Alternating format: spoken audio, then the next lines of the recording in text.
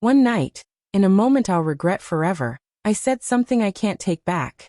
My husband was standing there, steady as always, and I let my frustration speak instead of my heart. I told him he wasn't essential to me. The words slipped out sharp and unguarded, born from restlessness, not truth. I never expected them to cut so deep that he would take them as a reason to leave. But he did.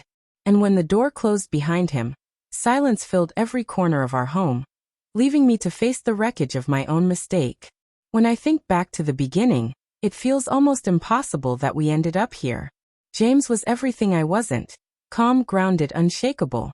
Where I was restless, chasing dreams and craving new horizons, he was content, satisfied with simple joys. That contrast was what first drew me in. His steadiness anchored me, and I thought my energy brought him life.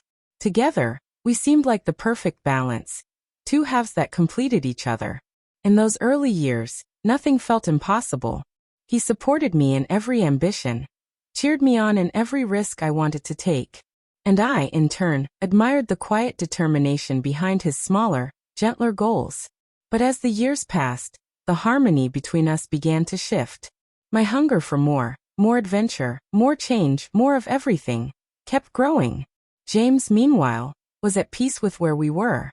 At first, I told myself it was fine. His calm nature was the very reason I loved him. But slowly, what once felt like safety began to feel like confinement. The same steadiness I'd leaned on now felt like a cage. I resented his routines, his comfort with the familiar. The little frustrations stacked up one after another, until I started believing I was outgrowing him. It all came to a head one evening. I suggested we take a spur-of-the-moment trip, just the two of us. I wanted to escape the ordinary, even just for a weekend. James, practical as always, dismissed it. He spoke of money, of responsibilities, of how it wasn't the right time. Something inside me broke. The words came out sharper than I meant them to. "You're so dull, James. You're stuck in your routines. I don't need you to run my life. I can do it on my own."